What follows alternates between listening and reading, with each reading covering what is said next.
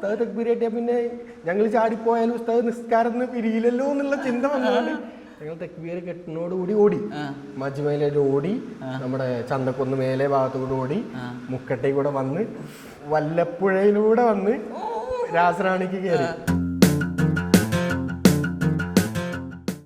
അപ്പോൾ ഇന്ന് നമ്മുടെ കൂടെ ഉള്ളത് ആക്ച്വലി അർഷദിനെ എങ്ങനെ ഇൻട്രൊഡ്യൂസ് ചെയ്യാന്ന് ആലോചിക്കുമ്പോൾ ഞാൻ ഇന്നെ തന്നെ പറയേണ്ട അവസ്ഥയാണ്. സോ ഞാൻ ഇന്ന സെൽഫ് ഇൻട്രൊഡ്യൂസിനെക്കാട്ടിലും നല്ലത് ഞങ്ങൾ സംസാരിച്ച് ഇങ്ങനെ പോവാം.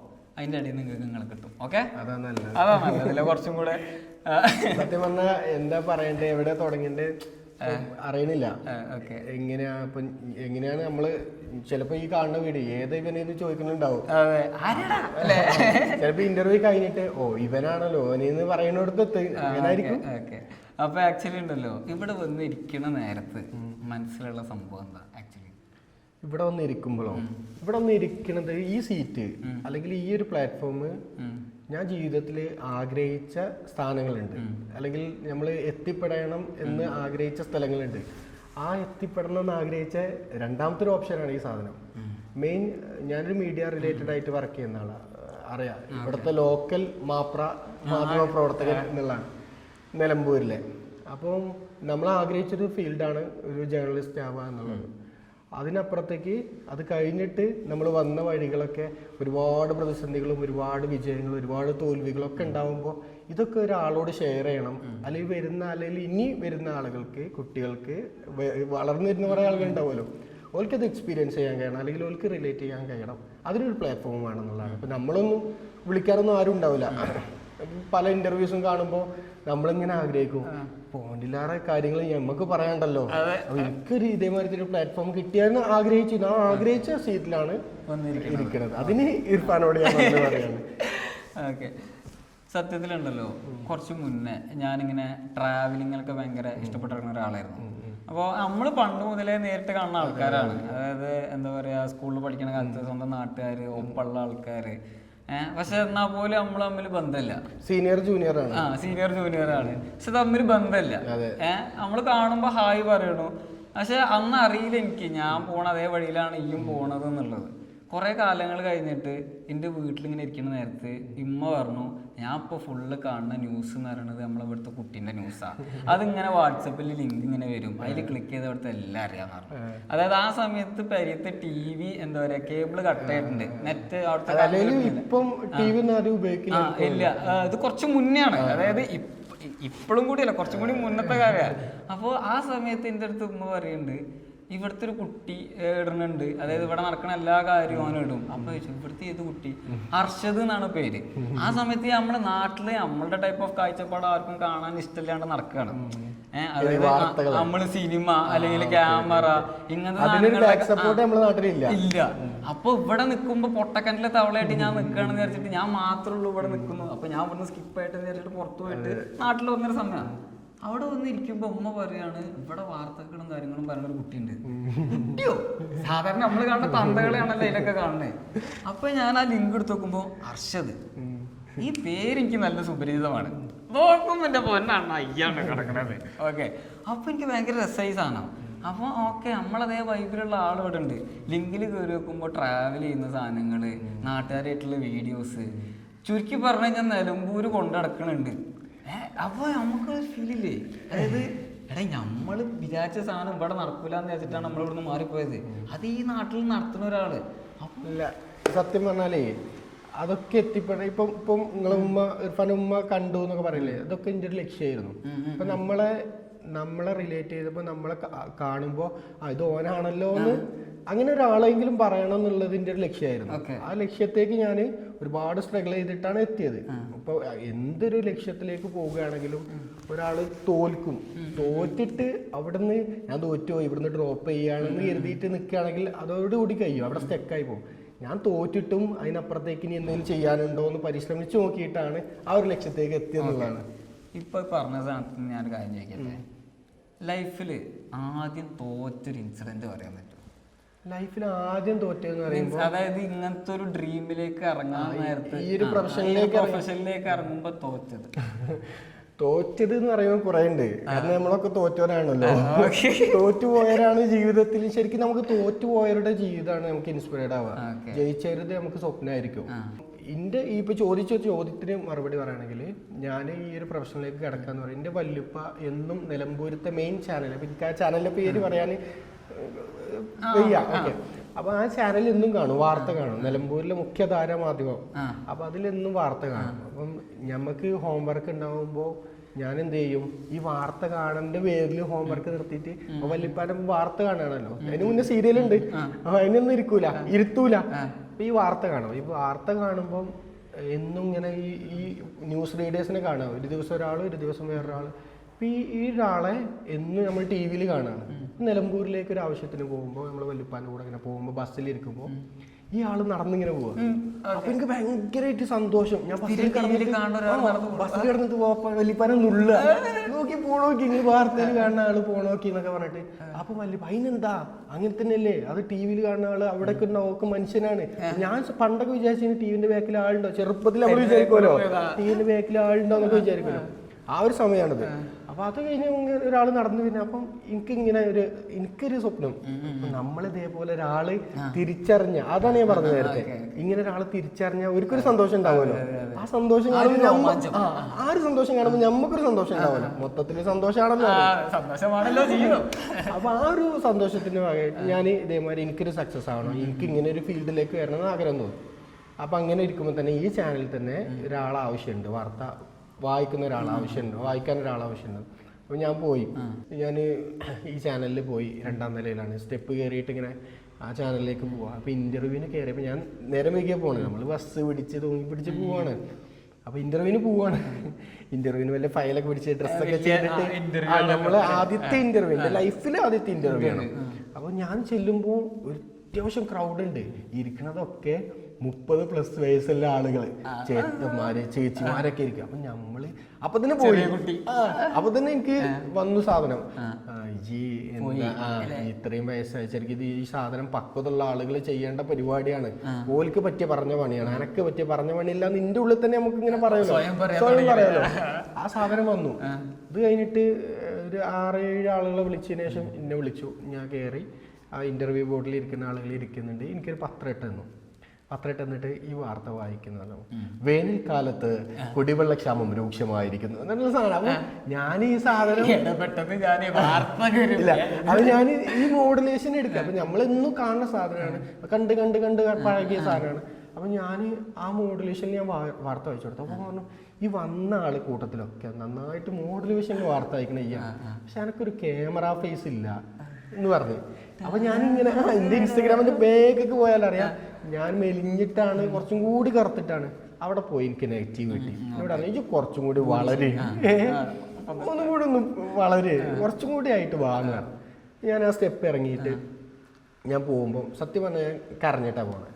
കാരണം നമ്മള് തിരിച്ചു വരുമ്പോ വീട്ടില് ന്യൂസ് റീഡറായിട്ട് വരും. ഇന്ന് വല്യപ്പാങ്ങള് വാർത്ത കാണുമ്പോ ഞാനാക്കാനും വാർത്ത വായിക്കാന്നൊക്കെ കരുതിയിട്ടാണ് ഞങ്ങൾ പോരുന്നത്. ഇല്ല. അപ്പൊ ഞാന് അങ്ങനെ കരുതിയിട്ടാ പോകുന്നത്. തിരിച്ചു പോയപ്പം ഫെയിലായിട്ടാണ് പോകുന്നത്. അപ്പൊ എനിക്കൊരു വാശിയേറി. അങ്ങനെ പറഞ്ഞ ആളുകൾക്കിടയിൽ തന്നെ എനിക്ക് വർക്ക് ചെയ്യണം, അല്ലെങ്കിൽ ഒരു ജേർണലിസ്റ്റ് ആവണം എന്നുള്ളത് ഒരു വാശി ഉണ്ടായിരുന്നു. പിന്നെ ജീവിതത്തിൽ നമ്മളെ ഫിനാൻഷ്യൽ പ്രശ്നങ്ങളും വേറെ കുറേ കാര്യങ്ങളൊക്കെ വരുമ്പോൾ നമ്മൾ പതിയെ നമ്മളെ സ്വപ്നങ്ങൾ ഉണ്ടാവുമല്ലോ, അത് വല്ല ഡൗൺ ആയി, നമ്മളിത് മറന്നു. പിന്നെ പോലീസ് ആവണം എന്നൊക്കെ തോന്നി അതിനിടയ്ക്ക്. അപ്പോൾ ആക്ച്വലി നമ്മൾ ഈ സ്റ്റെപ്പ് ഇറങ്ങിയതാണ് ലൈഫിൽ ആദ്യത്തെ ഡൗണും പോസിറ്റീവ് ആവാനുള്ള കാരണം ഈ സ്റ്റെപ്പാണ്. അതായത് ആ സ്റ്റെപ്പാണ് ജീവിതത്തിലെ അപ്പ് ആൻഡ് ഡൗൺ. പിന്നെ നമ്മള് പിന്നീട് അവിടെ വർക്ക് ചെയ്തോ? ഇല്ല, എനിക്ക് പക്ഷെ അതല്ലാത്ത ബാക്കിയുള്ള എല്ലാ ചാനലുകളും എനിക്ക് ഓഫർ വന്നു. അതായത് മറ്റുള്ള ചാനലിലൊക്കെ വാർത്ത വായിക്കലും റിപ്പോർട്ടിങ്ങും, പിന്നെ നിലമ്പൂരിലെ ചാനലുകളിൽ ഓൺലൈൻ വൽക്കരണം വന്നതോടുകൂടി ഇപ്പം ടി വിയിൽ നിന്ന് ഫോണിലേക്കായി. അപ്പൊ ഞാനങ്ങനെ ഇതിലേക്ക് എത്തി എന്നുള്ളത് പറഞ്ഞുതരാം. അങ്ങനെ പാടത്ത് നമ്മുടെ നാട്ടില് കുറെ പച്ചപ്പ്, നമ്മുടെ നാട്ടിൽ തന്നെ കുറേ സാധനങ്ങളുണ്ട്, വേറെ എവിടെയും പോണ്ട. നമ്മളെ നാടിനെ ശരിക്കും ചുറ്റിക്കറങ്ങിയാൽ തന്നെ ഒരുപാട് സാധനങ്ങളുണ്ട്. അപ്പൊ അതൊക്കെ വീഡിയോസ് എടുത്ത് ഫേസ്ബുക്കിലിടുക. അന്ന് ഇൻസ്റ്റാഗ്രാം ഇല്ല, ഫേസ്ബുക്കിലിടുക എന്നുള്ളതായിരുന്നു അന്ന് എൻ്റെ ഹോബി. അങ്ങനെ എൻ്റെ ഒരു വീഡിയോ കണ്ടിട്ട് അന്ന് +2 കഴിഞ്ഞാൽ +2 തോറ്റു, ഒരു വിഷയത്തിന് ഞാൻ തോറ്റു, എക്കണോമിക്സ്. കണക്കിന് ഞാൻ പണ്ടേ വീക്കാം. എക്കണോമിക്സ് ഞാൻ തോറ്റ് സപ്ലൈ ചെയ്തെടുക്കാൻ വേണ്ടി എൻ്റെ ഒരു 4 മാസം ഒരു 6 മാസം സമയം ഉണ്ടായിരുന്നു. ഈ സമയത്ത് നമുക്ക് അത്യാവശ്യം പ്രായമായല്ലോ, എൻ്റെ കൂടെ വർക്ക് ചെയ്യണമല്ലോ, എൻ്റെ കൂടെ പഠിച്ചോലൊക്കെ ഓരോ പണിക്ക് പോലെ തുടങ്ങി. ഓരോരുത്തർ കടയിൽ നിൽക്കും, കനോലി പ്ലോട്ടിൽ നമ്മളെ കനോലി മാൾ ഉണ്ടല്ലോ, അവിടെ പണിക്ക് പോകണവരുണ്ട്. പിന്നെ അങ്ങനെ എല്ലാ ടൈൽസും പണിക്ക് പോകണവർ, അങ്ങനെ എല്ലാവരും എൻ്റെ കൂടെ പഠിച്ചോലൊക്കെ പണിക്ക് പോലെ തുടങ്ങി. അപ്പോൾ എൻ്റെ പെരക്കാര് ഇവനെ കൊണ്ട് 10 പൈസൻ്റെ ഉപകാരം ഉണ്ടാവൂലേ എന്നുള്ള ചോദ്യം വന്നില്ല, പക്ഷെ ചിന്തിച്ച് തുടങ്ങിയെന്ന് എനിക്ക് മനസ്സിലായപ്പോൾ ഞാൻ എന്ത് ചെയ്തു, എനിക്കിവിടെ വല്ലപ്പോയാലും ഒരു കൂൾ ബാറിൽ ഞാൻ പണിക്ക് കയറി. അവിടെ ചായ ഉണ്ടാക്കി കൊടുക്കുക എന്നുള്ളത് എൻ്റെ ആദ്യത്തെ പണി. അപ്പം ഫസ്റ്റ് ദിവസം തന്നെ ഗ്ലാസ് പൊട്ടിക്കുക, നമുക്കുണ്ടല്ലോ ഫസ്റ്റ് ദിവസം ഒരു അഭിപ്രായത്തിൽ ഗ്ലാസ് പൊട്ടിക്കുക, എന്തൊക്കെയോ കാട്ടി. ഓപ്പൺ ചായ പറഞ്ഞപ്പോൾ ഞാൻ ആദ്യമായിട്ട് കേൾക്കുക ഓപ്പൺ കേട്ടിങ്ങനെ, പക്ഷെ എന്താ സംഭവം എന്നറിയില്ലേനും. ഓപ്പൺ ചായ പറഞ്ഞാൽ എന്താന്ന് ചോദിച്ചാൽ മുതലാണ്ട്. അപ്പൊ എന്നോട് ഓപ്പൺ ചായ എന്താ? അപ്പൊ ഞാൻ മുതലാണ്ട് ചോദിച്ചു, ഈ ഓപ്പൺ ചായ പറഞ്ഞാൽ എന്താ? എന്നോട് എനിക്ക് പറ്റിയ പണി ഇതല്ല. 2-3 ദിവസം പണിക്ക് പോയിട്ടുള്ളൂ അവിടെ. എനിക്കും ഫീൽ ചെയ്തു എനിക്ക് പറ്റിയ പണി ഇതല്ല. അപ്പോഴും ഞാൻ അവിടുത്തെ ചായന്റെ ഫോട്ടോ എടുക്കുക, നമുക്ക് അന്നെന്താ ചെറിയ ഫോണൊക്കെ ആയിരിക്കാം, അതിൽ ഫോട്ടോ എടുക്കുക, വീഡിയോ എടുക്കുക. അങ്ങനെ പോയി ഞാൻ ഈ സപ്ലൈ ചെയ്തെടുത്ത സമയത്ത് എനിക്ക് എവിടെയെങ്കിലും എത്തണം. +2 തോറ്റപ്പോഴാണ് എനിക്ക് അടി കിട്ടിയത്, 2ാമത് അടി കിട്ടിയ ലൈഫിൽ. നമുക്ക് പഠനം എന്നുള്ളത് ജീവിതത്തിൽ വേണ്ടൊരു സാധനമാണ്.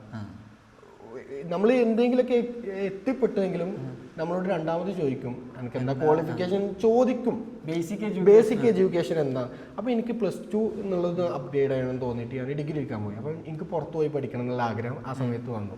ഇതിനിടയ്ക്ക് ഞാൻ ഉസ്താദാവാൻ പോയതൊക്കെ ഉണ്ട്. ഇതിനിടയ്ക്കാണ് ദർസ് പോയത്, അതായത് 8ാം ക്ലാസ്സിൽ. ഇതിന് മുന്നൊക്കെ സംഭവങ്ങൾ ഉണ്ടായിട്ടുണ്ട്.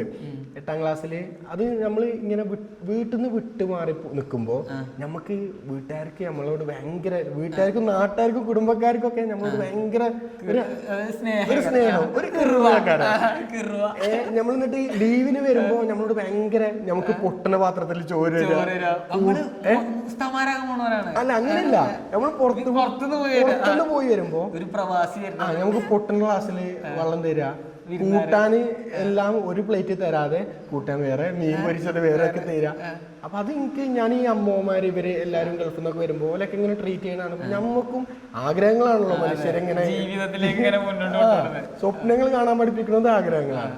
അപ്പൊ അങ്ങനെ ഒരു ആഗ്രഹം തോന്നി. ഇപ്പൊ നമ്മള് ബാക്കിക്ക് പോയിട്ടോ, 8ാം ക്ലാസ്സിൽ +1 അവിടെ നിൽക്കട്ടെ, 8ക്ക് പോയി. ഈ 8ാം ക്ലാസ്സിൽ നിന്ന് ഞാൻ എന്നിട്ട് ദർസ് പോയി.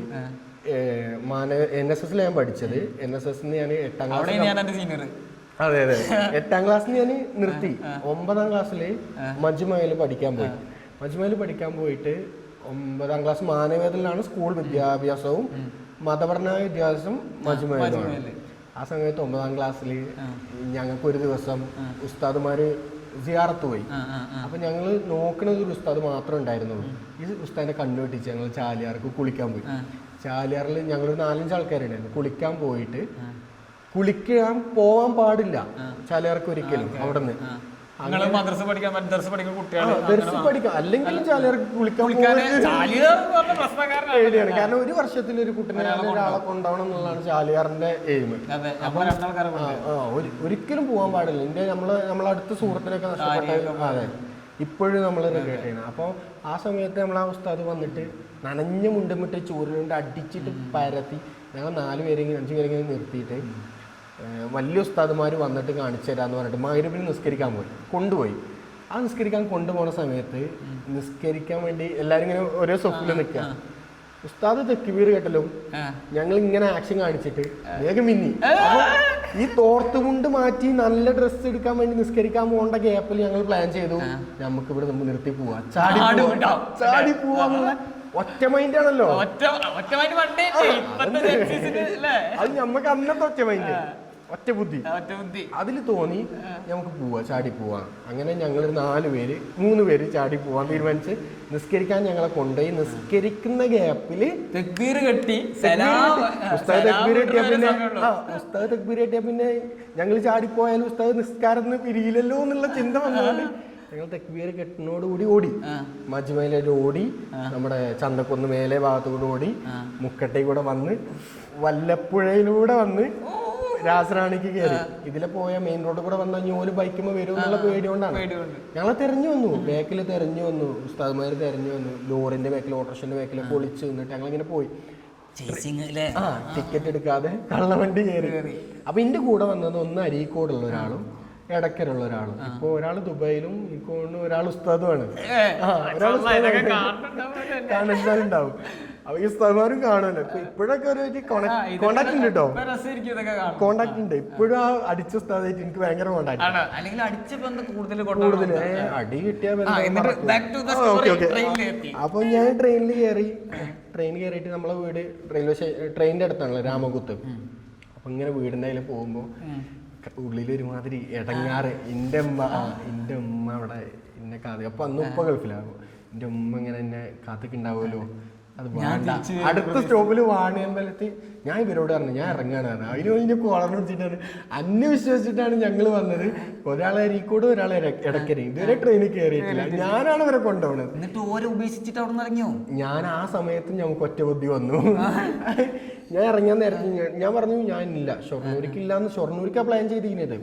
വാണിയമ്പലത്ത് ഇറങ്ങി ഞങ്ങൾ പോവാന്ന് പറഞ്ഞപ്പോൾ എന്നോട് പറഞ്ഞു എന്നാ ഞങ്ങളും ഉണ്ട് എൻ്റെ കൂടെ. ഞങ്ങൾ തിരിച്ച് ഇതേ രാജറാണിന്ന് ക്രോസ് ചെയ്യുമ്പോൾ ഇങ്ങോട്ട് ട്രെയിനില്ല അതിൽ വന്ന് നേരെ ഉമ്മാന്റെ വീട്ടിൽ പോയി. ഉമ്മാന്റെ ഉപ്പ എന്ന് പറഞ്ഞാൽ നമുക്ക് ഒന്നുകൂടി കണക്ട് ആയിട്ടുള്ള ഒരാളാണ്. ഇല്ല, മൂപ്പര് നമ്മളൊന്ന് സോപ്പിടുകയും ചെയ്യും. മൂപ്പരടുത്ത് വന്ന് അന്ന് മൂപ്പരനോട് പറഞ്ഞ എനിക്ക് പറ്റിയ പണി ഇതുമല്ല, ഇജ്ജ് ഇവിടെ നിർത്തിക്കോ, ഇജ്ജ് ദർശനം നിർത്തിക്കോ, ഈ വർഷം കംപ്ലീറ്റ് ആക്കിക്കോ, എൻ്റെ 9ാം ക്ലാസ്സല്ലേ അത് കംപ്ലീറ്റ് ആക്കിക്കോന്ന് പറഞ്ഞിട്ട് അന്ന് അങ്ങനെ മജ്മ ഡ്രോപ്പ് ചെയ്ത് 10ാം ക്ലാസ് പഠിച്ച് 10ാം ക്ലാസ് കഴിഞ്ഞിട്ട് ഇത് ഇപ്പം നമുക്ക് +1. പിന്നെ അതിൻ്റെ ഇടയിൽ ഇങ്ങനെ വലിയ വിഷയങ്ങളൊന്നും ഉണ്ടായില്ല, വലിയ പ്രശ്നങ്ങളൊന്നും ഇല്ല. പിന്നെ ഈ ഒരു ഹെൽത്ത് ഇഷ്യൂസേ ഉണ്ടായുള്ളൂ. അങ്ങനെ വന്ന് എന്താ ഇപ്പൊ നമ്മള് ഇങ്ങോട്ട് തിരിച്ചു തന്നെ വരുമ്പോൾ ചായക്കടയൊക്കെ കഴിഞ്ഞ് ചായക്കടയിലെ വർക്കൊക്കെ കഴിഞ്ഞിട്ട് നമ്മൾ എന്ത് ചെയ്തു, എനിക്കിങ്ങനെ ഡിഗ്രി എടുക്കണം എന്നുള്ളത് തോന്നി. അപ്പം ഞാൻ ബാംഗ്ലൂർ പഠിക്കുക, അബ്രോഡ് പോയി പഠിക്കാം. അപ്പം അന്ന് പിന്നെയും ഉദിച്ചു സ്വപ്നം, എന്ത് വേറെ നാട്ടിൽ പോയി പഠിച്ചിട്ട് തിരിച്ചു വരിക എന്നുള്ളൊരു സ്വപ്നം. അപ്പൊ അന്ന് ബാംഗ്ലൂർ ഭയങ്കര ട്രെൻഡാണ്, BB ഏവിയേഷൻ ഭയങ്കര ട്രെൻഡാണ്. എല്ലാരും നല്ല എനിക്ക് അങ്ങനെ ഒരു ഇത് സ്വപ്നം വന്നു.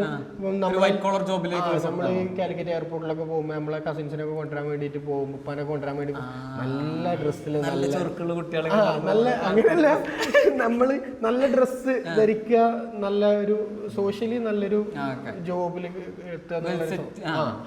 അങ്ങനെ ഞാൻ ബാംഗ്ലൂർ പഠിക്കാൻ പോയി. ബാംഗ്ലൂർ പഠിക്കാൻ പോയ സമയത്ത് അന്ന് ബാംഗ്ലൂരിൽ കെങ്കേരിയിലെ കോളേജിലാണ്. അപ്പം സീനിയേഴ്സ് ജൂനിയേഴ്സിനെ ഭയങ്കരമായിട്ട് റാഗിങ് എന്ന് പറയാൻ പറ്റില്ലെങ്കിൽ അങ്ങനെ ഒരു ഇഷ്യൂ നടക്കുന്നൊക്കെ സമയങ്ങളാണ്. ആ സമയങ്ങളിൽ ഞാൻ ഇതേപോലെ ഞാനൊന്നും കോളേജിൻ്റെ വീഡിയോസ് എടുത്ത് ഇങ്ങനെ നടക്കും, ഫോട്ടോസ് എടുക്കും, സാറുമാരെ വീഡിയോസ് എടുക്കും, ഇതിങ്ങനെ ഒരുക്ക് അയച്ചു കൊടുക്കും, പേഴ്സണലി അയച്ചു കൊടുക്കും. അപ്പം കോളേജിലൊരു ഫോട്ടോഗ്രാഫറായി ഞാൻ. ഫോട്ടോ ഇന്നും ഞാൻ വല്ലാണ്ട് എടുക്കൊന്നുമില്ല, എനിക്ക് എടുക്കാൻ കഴിയൂല. പക്ഷെ എടുക്കേണ്ടത് എവിടെയാണ്, ഏതാണ് ഫ്രെയിം എന്നൊക്കെ ഉള്ളത് ഇതുണ്ടായതുകൊണ്ട് ഫോട്ടോഗ്രാഫി എന്ന് പറയുന്നത് ആഗ്രഹമാണ്, പാഷനാണ്. പക്ഷെ അതിന്റെ ലൈറ്റ് അറേഞ്ച്മെന്റ്, അപ്പാർച്ചർ, ISO ഇതൊന്നും നമുക്ക് ഇപ്പോഴും അല്ല. അതിന് ശരിക്കും ഫോട്ടോ എന്ന് പറയുന്നത് എൻ്റെ ഒരു മൈൻഡ് സെറ്റില് എന്താ പറയാ, അങ്ങനെ ഇതൊക്കെ തിയറീസും സാധനങ്ങളും ഇല്ല, ഇതൊക്കെ എന്താ പറയാ അതിന്റെ പഠിച്ച ലിറ്ററേച്ചർ കൊണ്ടുവരാന്നുള്ളതല്ല, അതിന്റെ അപ്പുറത്തേക്ക് ആ മൊമെന്റ് ക്യാപ്ചർ ചെയ്യാം. അങ്ങനെ ഫോക്കൽ ലെങ്ത് അങ്ങനെ ഇതൊന്നും എനിക്കറിയില്ല. ഫോട്ടോസ് എടുക്കും, നല്ല വീഡിയോസ് എടുക്കും, അതിന് മ്യൂസിക് ഒക്കെ ഇട്ടിട്ട് എഫക്റ്റ് ഇട്ട് പാട്ടൊക്കെ ചെയ്യും, അത്ര കൊടുക്കും. അപ്പം അന്ന് ഞാൻ പോയിട്ട് ഞാൻ 3 മാസം ആയിട്ടുള്ളൂ. അപ്പോൾ ഞാൻ നമ്മളെ പരിപാടികളൊക്കെ ഇങ്ങനെ തുടങ്ങി. ഫോട്ടോസ് കോളേജിൽ ഒഫീഷ്യലായിട്ടുള്ള എല്ലാ പ്രോഗ്രാംസിനും ഫോട്ടോസ് എടുക്കാൻ പുറത്തുനിന്ന് ആളെ വിളിക്കാണ്ട് ഫസ്റ്റ് ഇയറിൽ എന്നെ ആക്കി. അതുകൊണ്ട് തന്നെ എന്ത് ചെയ്ത് സെക്കൻഡ് ഇയേഴ്സിനോ തേർഡ് ഇയേഴ്സിനോ നമുക്ക് റാഗിങ് ഇല്ലാണ്ടായി. ഓരോ നമ്മളെ ഫ്രണ്ട്സായി, നമ്മൾ ഓരോ എന്താ ഭയങ്കര കട്ട ഫ്രണ്ട്സായി. ഓരോ നമ്മൾ എന്ത് ചെയ്യും, ഇങ്ങനെ ഫോട്ടോസും വീഡിയോസും ഒക്കെ എടുത്ത് സൂചിപ്പിച്ച് നമ്മളിങ്ങനെ നടക്കും. നല്ല ഫോട്ടോ കിട്ടണമെങ്കിൽ എനിക്കിപ്പോ ഇപ്പോ എന്താ കർണാടകയിൽ അതേമാതിരി കുറെ ഫ്രണ്ട്സ് ഉണ്ട്. കന്നഡ മാത്രമല്ല ನನ್ನತ್ರ ಕನ್ನಡ ಸ್ವಲ್ಪ ಬರ್ತಾ ಇದ್ದೀನಿ അങ്ങനെ കന്നഡ ഫ്രണ്ട്സ് ഒക്കെ അങ്ങനെ കിട്ടി. ആ സമയത്ത് എന്നോട് എൻ്റെ ഒരു ചങ്ങായി പറഞ്ഞു, സപ്ലൈ വന്നു എനിക്ക്, എനിക്ക് പറ്റിയ പണി ഇതല്ല, ഇത് നിർത്തി പോയിക്കോ, ഇവിടെ നിന്ന് പോയിക്കോ. സ്വാഭാവികം. കാരണം ബിസിനസ് മാനേജ്മെന്റ് ആണ്. ഞാൻ നിർത്തിയിട്ട് പോന്നു. നാട്ടിലെ കോളേജിൽ പഠിക്കണം എന്നുള്ള ആഗ്രഹം വന്നു. അന്ന് ഭയങ്കര ഒരു മെക്സിക്കൻ അപാരതകൾ കത്തിക്കേറിയിരിക്കുന്ന സമയമാണ്. SFI എന്നൊക്കെ ഉള്ള KSU നമ്മളെ കോളേജിൽ വലിയൊരു ഇതാവണം എന്നുള്ള ഒരു എത്തിപ്പെട്ടത് കറക്റ്റ് പുലിമുടയിലേനും. നമ്മൾ പാലയമാട് കോളേജിൽ അന്ന് നമ്മൾ യൂണിയൻ പിടിച്ചെടുത്തു. അന്ന് ഞാനൊരു പാർട്ടിയിൽ പ്രവർത്തിച്ച് അന്ന് നമ്മളൊക്കെ ഭയങ്കരമായിട്ട് സപ്പോർട്ട് ചെയ്ത് അങ്ങനെ കോളേജിൽ ഒരുപാട് സംഭവമുണ്ട്. അന്ന് കോളേജിൽ പഠിക്കുന്ന സമയത്ത് ഈ ബാംഗ്ലൂർ നിർത്തി പോകുന്നല്ലോ, ഈ ഗ്യാപ്പിൽ എനിക്ക് എന്ത് ചെയ്തു, എനിക്കൊരു സ്പേസ് കിട്ടി. ബാംഗ്ലൂർ നിർത്തി പോകുന്ന സമയത്ത് 2-3 മാസം ഇവിടെ അലഞ്ഞിരിഞ്ഞ് നടക്കാനുള്ള സമയം കിട്ടി. ആ സമയത്ത് ഞാൻ പാടത്തിന്റെ വീഡിയോ, നമ്മളെ ബാംഗ്ലൂരത്തെ പരിപാടി, നമ്മൾ മിസ് ചെയ്ത കുറെ സാധനങ്ങളുണ്ടല്ലോ, അതൊക്കെ വീഡിയോസ് എടുത്തിട്ട് നമ്മളൊരു യൂട്യൂബ് ചാനൽ ഉണ്ടാക്കിയിട്ട് അതിൽ അപ്ലോഡ് ചെയ്തു. അതൊക്കെ അതിനിടയ്ക്ക് സ്റ്റെക്കായി. വീഡിയോസ് അപ്ലോഡ് ചെയ്യുക, ഇൻസ്റ്റയിൽ അപ്ലോഡ് ചെയ്യുക. ഇൻസ്റ്റാഗ്രാമിൽ എനിക്ക് തുടങ്ങിയത് തന്നെ നിലമ്പൂർ ഇവിടെ ബാംഗ്ലൂർ പഠിച്ചപ്പോഴാണ്. അങ്ങനെ അതൊക്കെ കഴിഞ്ഞ ഫോട്ടോസും വീഡിയോസും ഒക്കെ എടുത്തുകൊണ്ടിരിക്കുന്ന സമയത്ത് നിലമ്പൂർ പുതിയ തുടങ്ങിയൊരു ചാനലിന് അവിടെ എഡിറ്റർ ആവശ്യമുണ്ട് എന്ന് പറഞ്ഞിട്ട് ഇങ്ങോട്ട് വിളിച്ചു. എൻ്റെ വീഡിയോസൊക്കെ രസമുണ്ട്, വീഡിയോ എഡിറ്റ് ചെയ്യാൻ ഒരാൾ വേണം. കേബിൾ ചാനൽ തന്നെയാണ്, ഒരാൾ ആവശ്യം ഉണ്ട്. അപ്പം എഡിറ്റർ ഉണ്ട്, പക്ഷേ എഡിറ്റർക്ക് ഒരു സബായിട്ടൊരു ഹെൽപ്പ് ചെയ്യാൻ ഒരാളെ വേണം. അപ്പം ഞാൻ പറഞ്ഞു, എന്താ ഞാൻ പഠിച്ചുകൊണ്ടിരിക്കുക, ഈ എൻ്റെ കോളേജ് കഴിഞ്ഞിട്ട് 3 മണിക്ക് കോളേജ് കഴിഞ്ഞിട്ട് വന്നാൽ മതി. അങ്ങനെ എനിക്ക് അന്ന് കിട്ടുന്ന സാലറി 20 രൂപയാണ് പെർ ഡേ. 20 രൂപ, 10 രൂപ വസൂലി, 10 രൂപ ഇങ്ങോട്ടുള്ള വസൂലി. എന്നിട്ട് രാത്രി 10 മണിക്ക് നമ്മൾ വീട്ടിലേക്ക് തിരിച്ചു പോകും. കോളേജിലേക്ക് രാവിലെ നമ്മൾ 8 മണിക്ക് ഇറങ്ങും, രാത്രി 10 മണിയാകുമ്പോൾ വീട്ടിലേക്ക് തിരിച്ചു പോകും. ഇങ്ങനെ കണ്ടിന്യൂസ് ആയിട്ട് ഒരു വർഷം ഞാൻ അവിടെ വർക്ക് ചെയ്തു. ആ വർക്ക് ചെയ്ത സമയത്ത് അന്ന് ഓൺലൈൻ സംഭവങ്ങൾ ഇങ്ങനെ വരുന്ന, യൂട്യൂബ് എല്ലാവർക്കും പരിചയപ്പെട്ട് വരുന്നൊരു സമയം. അപ്പോൾ ഞാൻ പറഞ്ഞു, എന്തുകൊണ്ട് നമ്മൾ ഈ അപ്ലോഡ് ചെയ്യുന്ന കേബിളിലെ വീഡിയോസ് നമുക്ക് ഓൺലൈനിൽ അപ്ലോഡ് ചെയ്തുകൂടാ? അതെന്തുകൊണ്ടൊരു വാട്സപ്പ് ഗ്രൂപ്പ് ഉണ്ടാക്കിയിട്ട് വാട്സപ്പിലൂടെ ഷെയർ ചെയ്തുകൂടാ? ഈ വാട്സപ്പ് ഗ്രൂപ്പിന്റെ ലിങ്കും ആ വീഡിയോസാണ് നിങ്ങൾ കണ്ടുവന്നത്. സ്ഥലത്തേക്ക് എത്താനുള്ള ഒരു നടത്തം കുറച്ച് ദൂരമാണ്, കുറച്ച് ഇടങ്ങാറ് പഠിച്ചത്. പക്ഷെ ഇപ്പൊ അത് ആഗ്രഹിക്കും. ഇപ്പൊ നമ്മളത് ആലോചിച്ച് ബാക്കിലേക്ക് ഇങ്ങനെ തിരിഞ്ഞു നോക്കുമ്പോൾ നല്ല നല്ല മൂവ്മെന്റ്സ് കിട്ടി. ഒരുപാട് കോണ്ടാക്റ്റുകൾ ഉണ്ട്. ഇപ്പൊ നമുക്ക് അങ്ങ് ആഫ്രിക്കയിൽ പോയാലും ആളുകളുണ്ട്.